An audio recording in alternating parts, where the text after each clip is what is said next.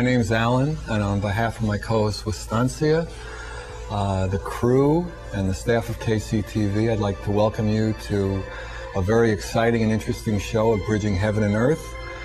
Tonight we have some really special and exciting guests. We have the disciples, the companions, the students of Carlos Castaneda, and it should be a really exciting show. We have some live movements, tensegrity movements. We have some discussions with them about the warrior's way, about what it is to be a sorcerer, a sorceress. And we're really excited about the show tonight, and we have so much packed into the show that we'd like to really move it along. And so I'd like to introduce my co-host Estancia, and she is going to begin with an invocation and lead us in a meditation.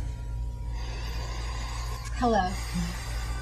And so maybe we can begin by surrounding ourselves with light and putting our awareness on our heart as we call forth the energy and the love and the beauty of the angels and the masters, and we call forth to our own I Am presence, that nucleus of our being that contains all wisdom and all the love of the masters, as we ask that our body receive the light and that our cells within our bodies open up and let go of old programs and just relax and be transformed. So maybe we can all just breathe in the light, close our eyes for a moment, put our awareness on our heart, and just go into the silence within together.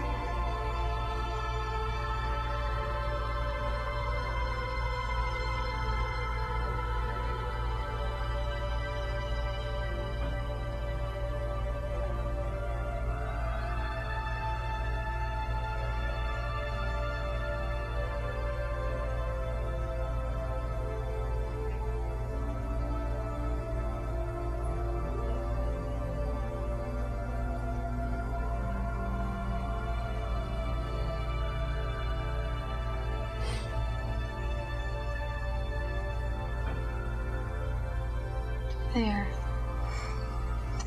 And I'd like to begin by just saying that I'm really excited about our guests. We had some time today and we got together and we shared a lot, and I feel a great opening of my heart, great sharing with them. We're going to show a little clip, and this clip is an introductory clip about tensegrity. And tensegrity are sacred movements from ancient Mexico, and they were handed down from Don Juan and to Carlos Castaneda and those disciples, and then handed down from Carlos to his disciples who are our guests. And they expand awareness, gather energy, and our guests are impeccable. We talked about that, and it's just a very, very powerful night. So when this clip comes by and you see it, please read the scroll, and you will understand the show a lot better if you really stay with it and read it. So here it comes. Watch it and read.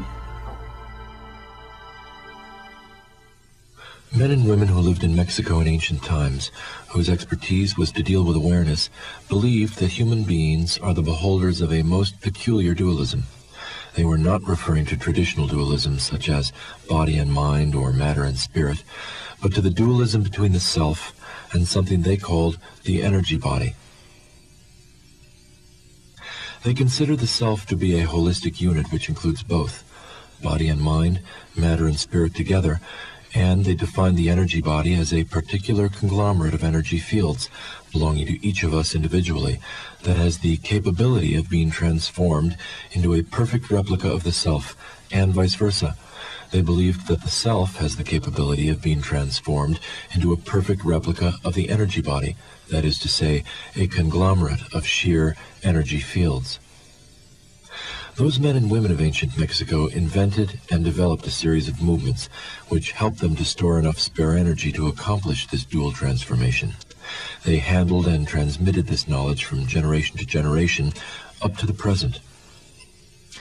The movements you are about to see were called the 12 basic passes to gather energy. They are part of a vast series of movements which were taught to us, the last links of a long chain of such men and women. They were taught especially to Carlos Castaneda by his immediate teacher, Don Juan Matus, and by another practitioner named Lujan. Carlos Castaneda calls it tensegrity, a term he borrowed from architecture. Tensegrity is the property of skeleton structures that employ continuous tension members and discontinuous compression members in such a way that each member operates with the maximum efficiency and economy. We consider this term most appropriate because this system of movements is the quintessence of tensing and relaxing the muscles and tendons of the body.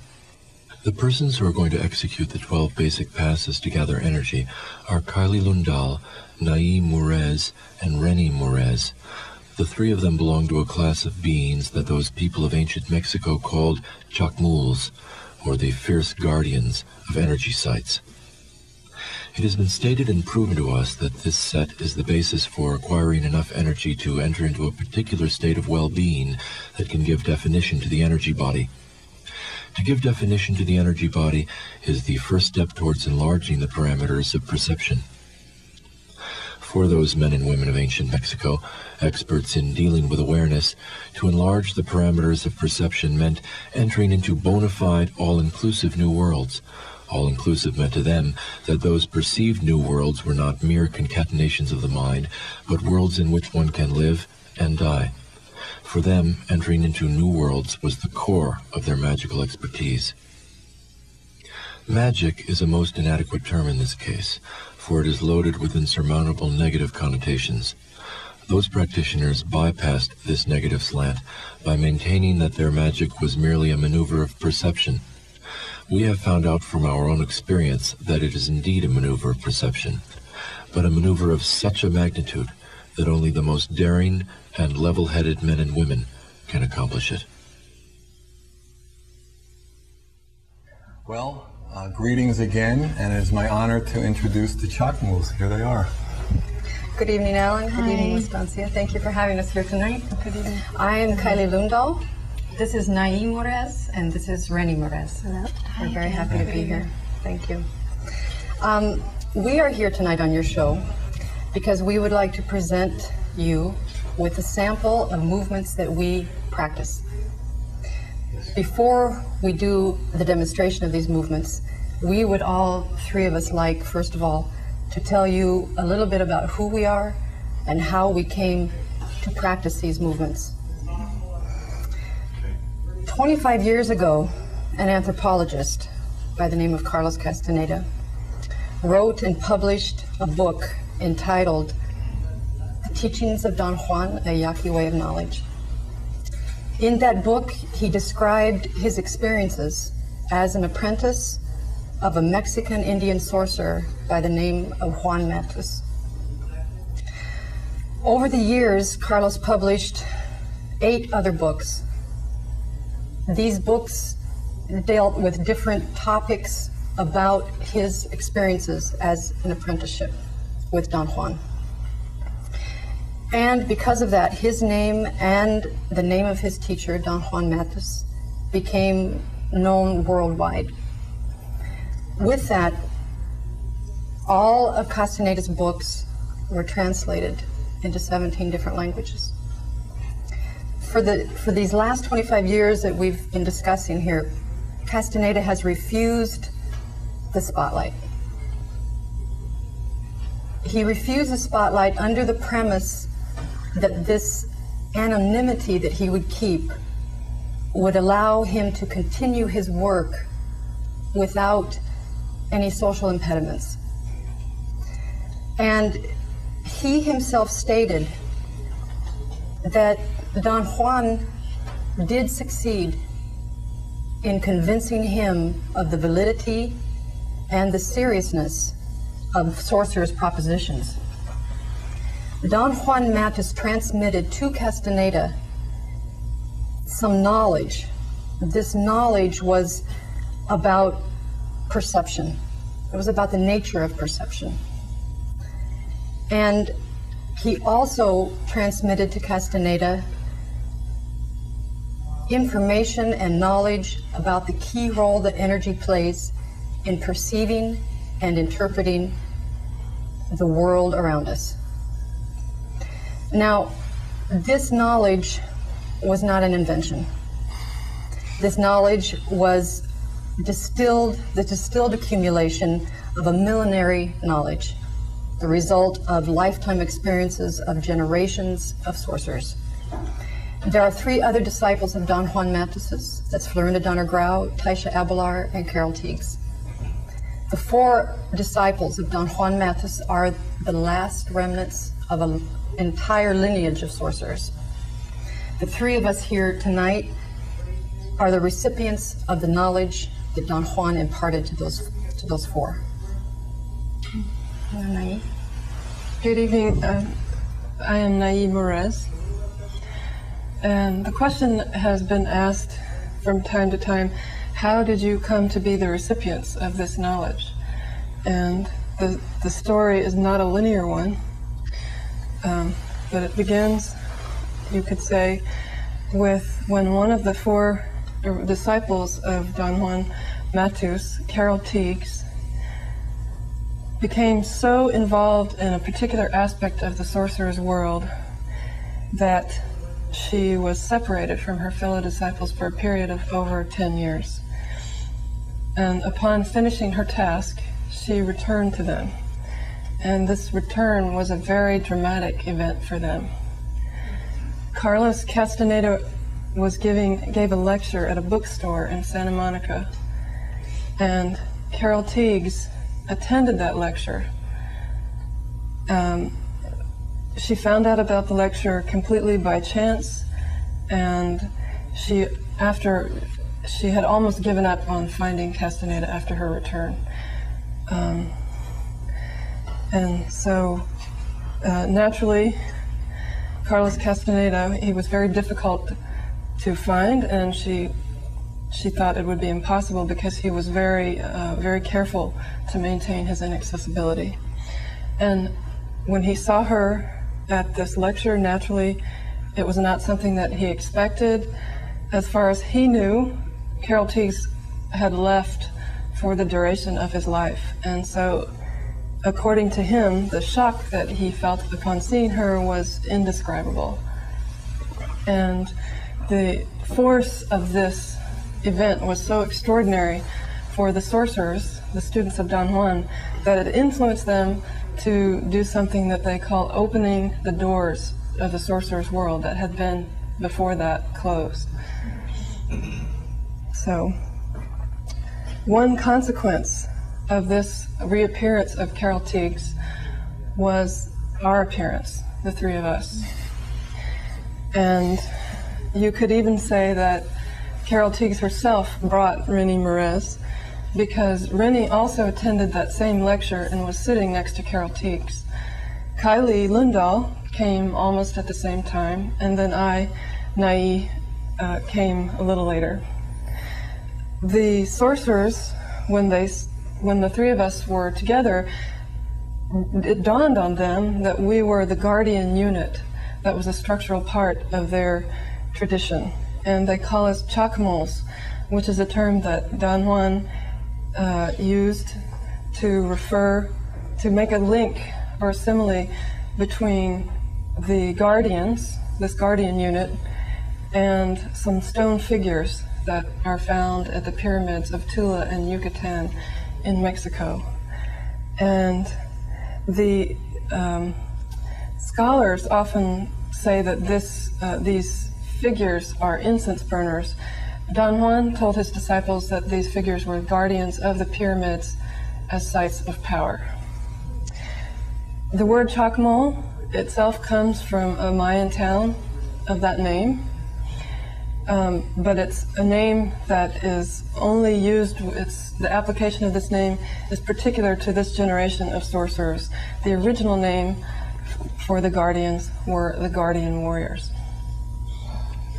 And good evening. Hi. My name is Renata Morez, and our movements are called tensegrity, which is a term borrowed from architecture, which refers to the internal balance attained through the compression and decompression, relaxation and tension of skeletal structures. We find this term most appropriate for our movements because basically a similar internal balance is attained in the human form through the relaxation and tension of muscles and tendons. Tensegrity is based on one of the cornerstones of the sorcerer's world, and this is basically what they call the magical passes.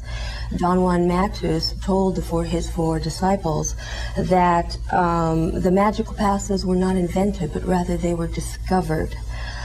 He also told his disciples that when the sorcerers went into dreaming, they could see that within the human form there was a special sort of mysterious binding force that held all the conglomerate of energy fibers together. Astronomers have said that there is a similar binding force that holds the universe together. Without this force, the universe would dissipate. Don Juan Matus says that this also would happen to the human form without this binding force. The sorcerers of ancient Mexico found this binding force extremely important to them, and they found that by doing certain movements, they could call their attention at will to this binding force. Oh, okay, to this binding force. This became very important to them because because basically, if they could call their attention to this binding force, they could change, alter, and do whatever they wanted with their beings. The three of us here have worked with Carlos Castaneda and his disciples for about 7 years, and for about 7 years, and we have basically attempted to, how do you say, not transform, but take tensegrity out of the realms of the ancient sorcerers. The ancient sorcerers, when they used tensegrity, it was shrouded in darkness, secrecy. Let's show one of the movements on tape, Surely. and then we'll come back and talk a little more about it. So this is called the access breath, and it's a very powerful movement, and we'd like you to see it now, and then we could describe it later with the Chocmools here. And it should be very powerful, so just pay attention. The access breath.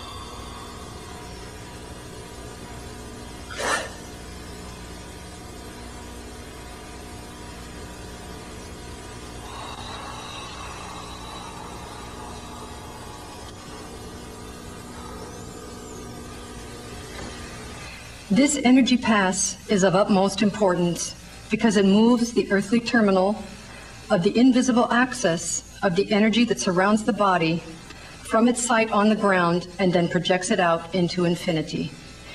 It acts on the earthly terminal so that the energy is floating rather than grounded. It is a belief that a vertical axis of energy goes to the ground through a point just behind the genitals.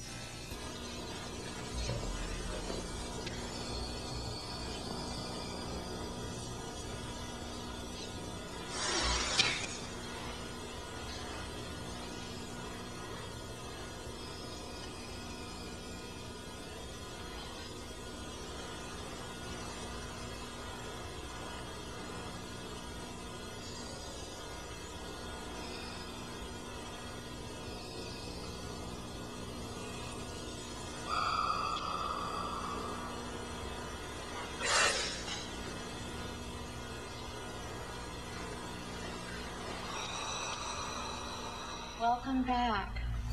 I want to immediately go into a question that I've been wanting to hear the answer to, and that is that I understand that Carlos has mentioned that there's very little time for us left. Kylie, can you tell me what that means, what he's referring to your understanding? Yes, that question has actually two aspects to it. The one of the aspects is that there very little time for mankind in general. The other aspect is there very little time for sorcerers. We sort of have to keep ourselves in check, because what we want to do is answer the first one very, very quickly. And I think that easily... Most people want to hear the answer to the first question. Well, I'll get to that. Okay, the first one... Don't forget that, Chris. I won't. The first one, the first aspect, we have heard that sorcerer's opinion is that there is very little time left for mankind. But on the other hand, that opinion, that mood, that idea has been in vogue for many, many, many years, maybe even before we even knew, and the world is still going strong. When you say little time, do you mean the time of what is now, and then there will be a beginning of? I mean, that's what I'm saying. We don't know. No. People have been saying that for millennia. It's been going on, for a very long time, but everything seems to still be going. So nobody really knows. How can we know? Right. The other aspect is there very little time left for sorcerers? Yes. There's very, very little time left. Why? It's a minute to midnight. Because basically, Carlos Castaneda and the other three disciples have fulfilled their task. They've completed it. They were all given the task a very long time ago to become empty, to become void of all of the concerns of the world, all of the concerns about me, the neediness of the me, the I, to be fulfilled, the desires, the wants, the ideas about the self, the ideals that we have to spend all of our energy on maintaining throughout the day. Those are all gone. What we are facing right now is that they are now confronted with a new task, sorcerer's task. And Rennie will comment on that. Basically, as we see it, a new task is to leave this dimension or this plane of the face of the earth with their total awareness, with their total life force. On one level, I guess you can interpret it as it's their time to die, but it's not death as we know it. They're not going to be buried in the ground. Their bodies will not decompose. Instead, like Kylie has said, through all their 30 years of discipline, and as their level of awareness has raised to the fullest to fulfill their luminous egg, their bodies will burn from the fire within, adding to that awareness, and they will leave. They will leave this dimension. They'll transform their bodies into sheer awareness. So it's something that enters into what sorcerers call the inconceivable, because it's not something that we have terms for or something that we can understand. And we will do everything within our power to grab a hold in that last second. Run after them. And then Go with them. So you don't have a feeling about like trying to bring the earth with you, and that's just someone else's job, and that's the job of others? Because there are many of us who are working with what we call ascension, and that is lifting humankind as well and ourselves into a higher dimension. Well, I can't comment on that because I'm not a practitioner of what it is that you've said, but I can comment on what we practice. And I know that Carlos Castaneda has said that the world is fine. The world will take care of itself. If human beings could just have a revolution for themselves. The revolution for the world.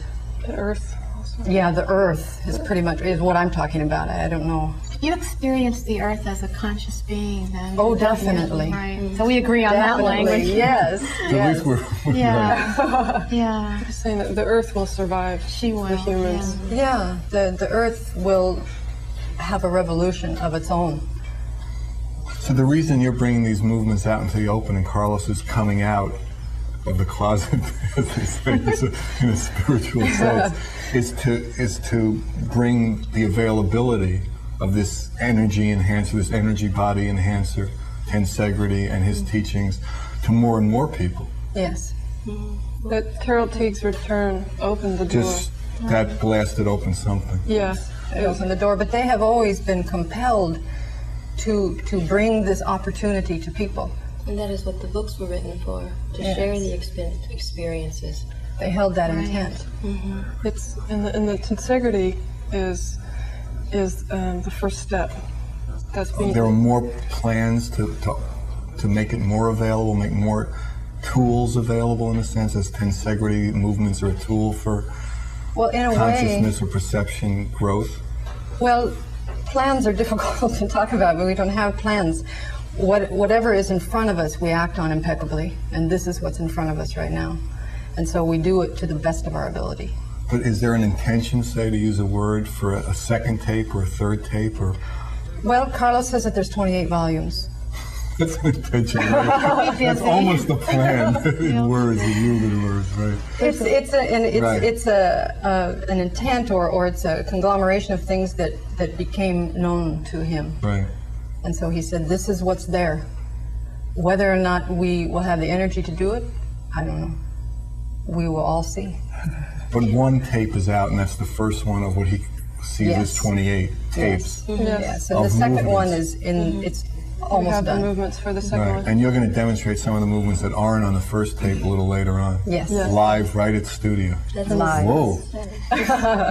The second tape, the first one was called 12 Basic Movements to Gather Energy and Promote Well-Being, and we have the name for the second tape. It's 12 preparatory movements for utilizing hidden bodily energy. So, And do you do all 28 12s in a day? Like each of you in your life, do you? I mean, do you like, you know, do some these- people do yoga and they do 12 exercises. I mean, do you 28 times 12 every day? Oh, there's more than that. There's millions. You don't do millions every day, don't kid me. we do as much as we possibly can. Well, and you know, that brings up And the is whole there a certain idea. order? Well, they're delivered in a certain order to the public at large, because that does carry a specific intent, just as a book carries a specific intent.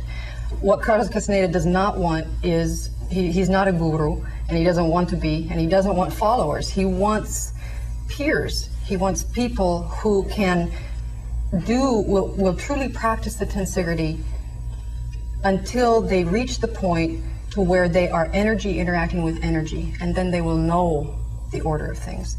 They will know how to act, and so that's the important thing. But yes, in the beginning, it's important to follow the order because it is set up in a specific intent. So how long would it take an ordinary person or a person that's on the spiritual path and interested to become adept at these? Are these movements easy or difficult? How long did they take you to actually I learn? think they're very difficult. They're very difficult. They Yes. seem like they're very, very concentrated. Extremely. Yeah, they're very intense. You can't be thinking. No. When I And you watch can't it, watch it's like- television when you do it. I've noticed. The movements elicit that. The movements themselves elicit the silence. You don't have to think of having to achieve some great state of silence before you embark on your first tensegrity movement, because that first tape is designed to be accessible exactly to someone who wants to begin this. And the movements, they're complete passes in themselves, right there, that you can do and start working with immediately. So it's not, we don't want to think, even though sometimes it's difficult to get the precision of certain movements, we don't want to think in hierarchies of, now I'm an adept. There's A no green such belt thing. and a black belt. Yeah, exactly. That's not, that's the antithesis of what we're doing. Can you just quickly, because we're going to show another clip really soon, but can you quickly just give us a visual, give us an image of what it was like when you first met Carlos? What was that like? Did you know that you would be working with this person? And No, As soon as you- no. no, we didn't know that. No, I don't think any of us. No, and I think one of the first steps, as Nae said, for all of us was 10 Sacred Day. Okay, looks like we're ready for our second clip. In a little while, I think. Yeah. Okay. All right. Number 12 is a major movement, the antenna.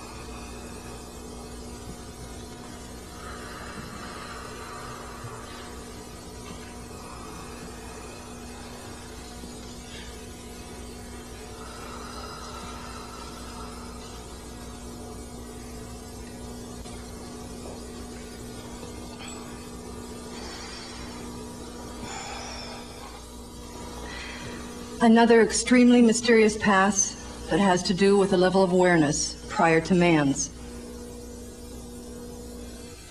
The men and women of ancient Mexico maintained that there is an enormity of energy in the universe coming from silent and invisible sources, dead stars. This path allows one to utilize it. Of all the many passes that are known, this one has been selected because it is believed that with it, one can gather energy that is outside the realm of common sense in the world of everyday life. In this pass, the hands act as antennae, pulling and reaching for that energy.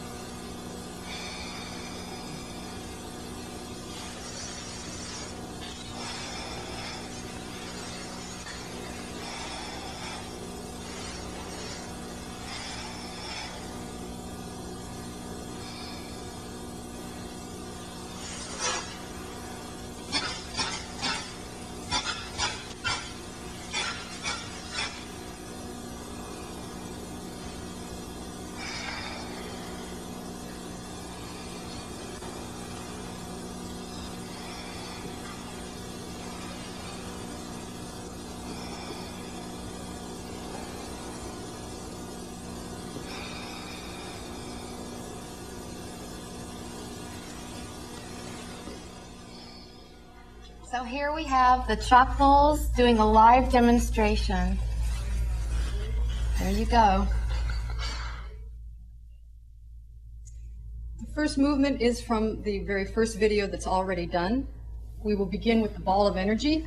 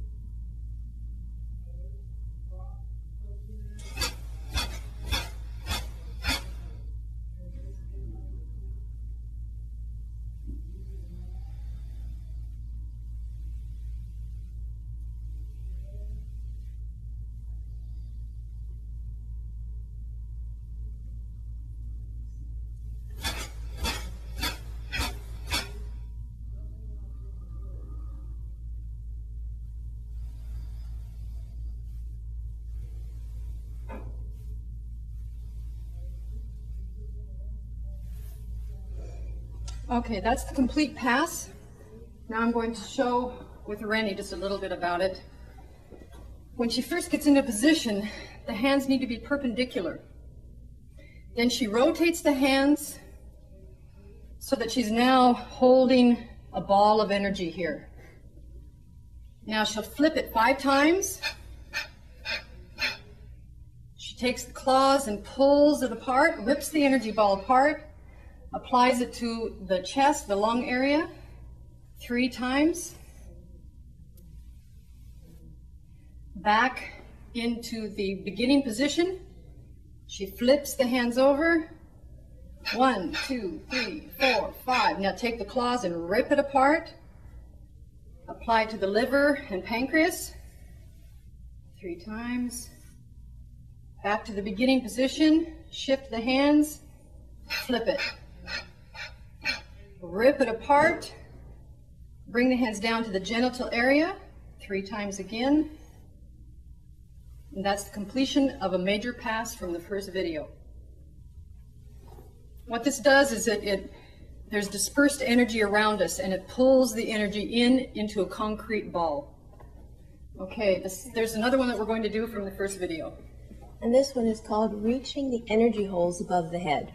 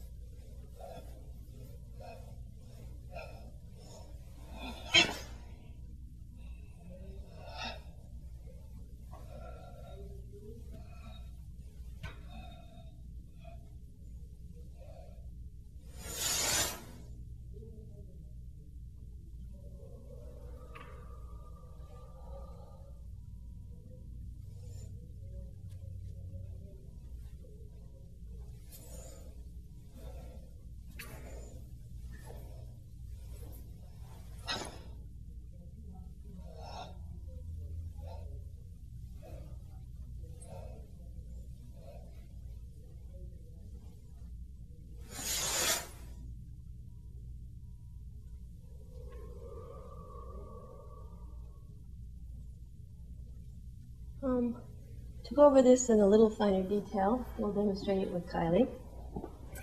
Basically, you make 3 small curls at the hip area inwardly with your hands. Then you make 5 inward spirals up.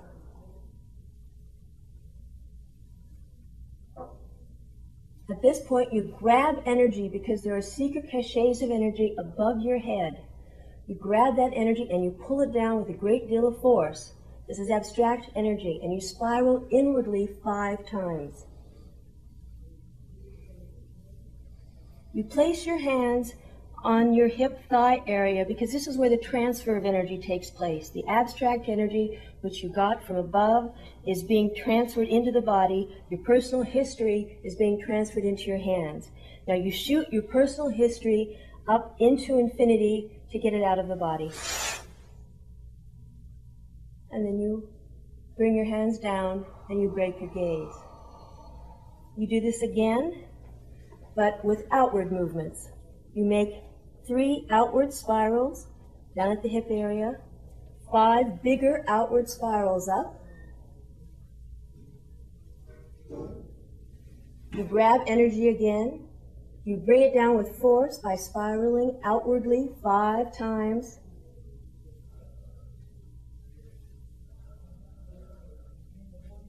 Transfer the energy and shoot up your personal history.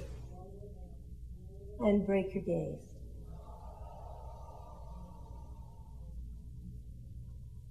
Now we're going to move on to some of the movements that will be on the second new video.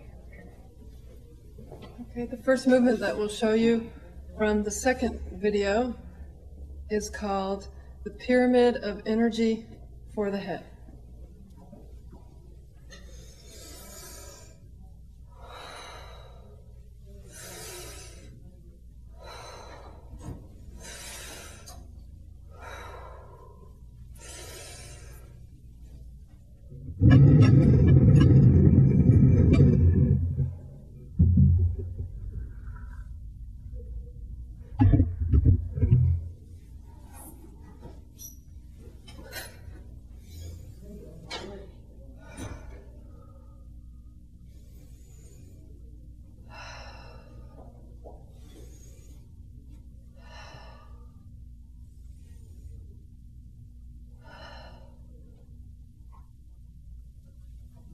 I'll demonstrate with Winnie some of what we're doing with this movement. First, you're going to circle the arms inward and then back out as you inhale. Then bring the hands to the waist with the thumb extended and exhale.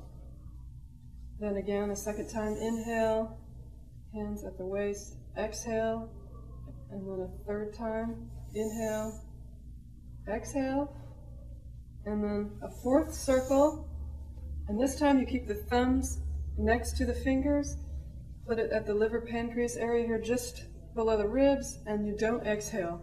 And you begin to exhale as you trace the pyramid. This is the back, another side of the pyramid, and then she traces the base, up, around the front, and the base, and then she comes back up to the tip, and now she's going to trace out the sides of the pyramid, up, down, and she stops, and now she's going to take the base of the pyramid, push it out, and as she inhales, bring it up over her head, and she's going to inhale, exhale, and then inhale and exhale 3 times as she collapses the pyramid. It collapses here and goes into the body.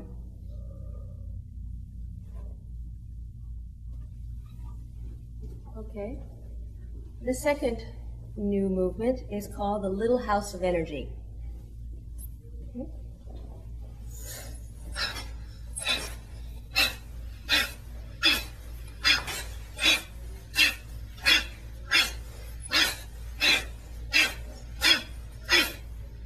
Okay. Show us that one. Okay. You bring your arms around and you bring them up with a stopping action of force. This makes the basement. You bring them up again. This makes the ceiling. You turn your hands over and slice. That makes the roof. Bring the hands down. That makes the walls. One more slicing action. That makes the floor. Just do it all.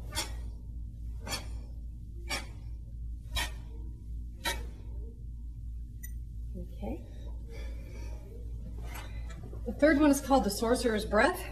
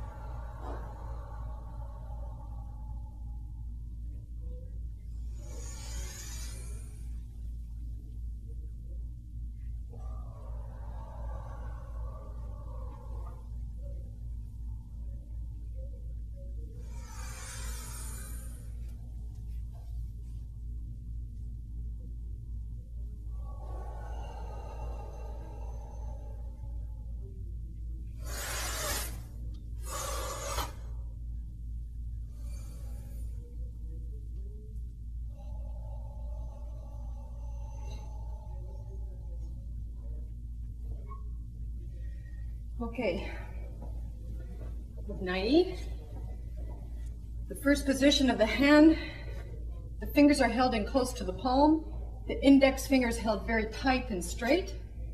Pull the thumb into the hand and make sure that the palm is very flat and tight. You start with the right hand. The hand with the index finger straight goes vertically over and back. As you have a shallow breath and turn the head to the right. Now the left hand goes in a horizontal line around the body. Now I'm going to just turn around for a second so you can see how the hands join in the back. The one with the index hand goes first and they join at the wrist. Turn back. You pause for a moment at this point and then you slowly inhale as you lean down, bending at the waist and the legs, pulling the hands and the arms as high up on the back as you can. Now you slowly exhale as the fisted hand comes around horizontally to the front. Continue the exhale as the index fingered hand comes around to the front in a vertical fashion. Now you pause for a moment and inhale as you slowly stand up and roll the arms up. Straight up over the head. Stretch the torso very, very far. Now exhale as the hands slowly come down. Pause for a moment. Now inhale as you circle around. And exhale as you circle in the opposite direction. Now inhale as you push the hands out 1.5 times. Exhale for the last 1.5 times. Now you repeat on the left side. Vertically back, fisted hand horizontally back. Exhale as you look at the horizon, stopping at the center. Now inhale as you lower yourself and raise the arms up over your back. Pause for a moment. Exhale as the fisted hand comes around horizontally to the front. Continue to exhale as you bring the other hand vertically back. Pause. Now inhale as the hands roll up the body. Stretch the torso. Now exhale as you bring the hands down. Inhale. Exhale. Inhale. Exhale.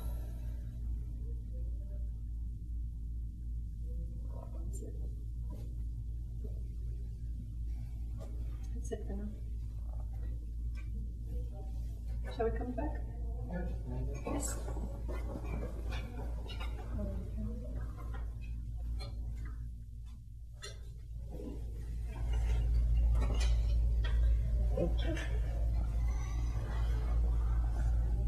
How do you feel after doing that? Can you put it into words? Well, hopefully you feel unfamiliar to yourself. That's the whole, that's the focus, that's what we're after with tensegrity, is inner silence, and that it pushes you to an energetic point where you are truly unfamiliar with yourself. So that as you move through the day and you act from the position of freedom, not from the position of something that was ideas about yourself, belief systems and things like that were not, that you did not ask for. Do you have increased energy to the point where you actually find yourself sleeping less with all of this, or how does that work? Sleeping less might be a product of the fact that in the sorcerer's world, you work your tail off. But yes, so you don't have time to sleep? We do, and we always want to take care of our health. So I'm joking with you, but yes, we do. It does help you. Sometimes it will affect your sleeping patterns, things that you eat. Things are shifting. So, do you have a special diet that all of you follow for energy? None of us can eat sugars. Sugars are very, very difficult because as children, they're used for so many things and they're really forced on the body. Comes to an adulthood and the pancreas has a very difficult time assimilating sugars. Right. And so it can make people very neurotic, which is not what we need. We're after sobriety and impeccability, and it takes an extreme amount of energy, everything that you have, every last ounce that you have in order to do that. And that's what we're after, and that's what's exciting. Wow, interesting. And I think also getting back to the sleep for a moment, it comes in waves, and there are certain movements and passes that we do that really, really pull on us in ways that are indescribable, ways that we can't explain, and so it can make us very, very tired. But it's for a moment. And again, you know, with the recapitulation, you find out a lot of amazing things about yourself in that way that a lot of people have a huge value system on if they need a lot of sleep, that there's something wrong with them.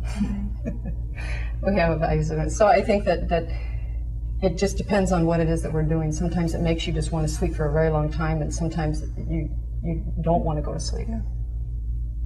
I can relate to that. Yeah. Some of the other benefits, though, are like increased focus, able to concentrate. Some people find that they can do very complex mathematical problems or understand things that they weren't able to understand before. So It brings clarity to the mind. A lot of clarity, yeah. Well, those moments of silence that accrue while you're doing tensegrity bring emptiness. So, you know, they're not. So the creative force has no blockages against it, so it just comes out. Whatever comes out, wherever it comes. Whatever comes in, really. Right. Are there any children that have learned any of these movements? Yeah, we see a lot of people in the workshops and things like that have taught their children, and it's fabulous for children. Seems like they would pick it up pretty. Very much, because they're naturals at it. They already know, you know, their assemblage points are shifting. They're more in tune with it than what we are. And they don't have 30 years of socialization. Right. Yeah. To break through. Yes, yes. So do you find that there's a tremendous desire for people to learn the movements, and the workshops are, you know, very well attended, and people seem really interested and serious? And Yes, very much. We've had great enthusiasm. I think Sold out. sold out concerts. standing room Oh, only. yeah. It really holds the hope of the sorcerer that there is a desperation in the human spirit that knows that as sentient beings who are going to die, that we have lost that awareness. We've lost that heritage, in a sense, and that we are not aware that we're beings who are going to die. Otherwise, we would not act in the way that we do. Well, I'd like to, thank you all for coming. thank you very much for having us. Very It's really interesting. Thank you. exciting It's and wonderful being interesting. here. And I'd like to tell you about next week's show, where we have a poet and a singer, which also should be a beautiful and exciting show. And if you have any questions about the tapes, the tensegrity tapes, or the workshops that the Chocmools are doing, When is the workshop? August 1st. In LA? August 1st in Los Angeles to the 3 21st. weeks. there was an ad in the Independent I thought I saw about it, which advertised the show. Yes.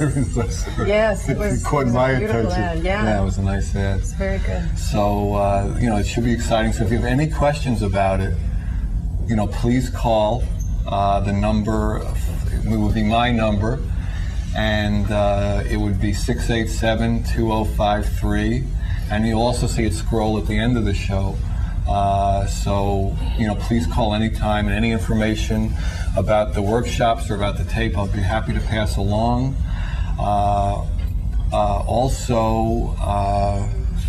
We're all interested in next week's show. We have Crystal Rivers and Marilyn, singers and poets. So that should be a really exciting show. So please tune in. And if you didn't catch all the movements today, they'll be on again Saturday afternoon. This is live on Thursday night, but it'll be on Saturday afternoon at 12:30 in the afternoon, which is Saturday afternoon, generally speaking, is the afternoon. And so that should be exciting, and we hope to see you next week. So thanks and good night, and maybe I'll do a little prayer for the end, and then hope to see you next week. Thank you all. Thank you.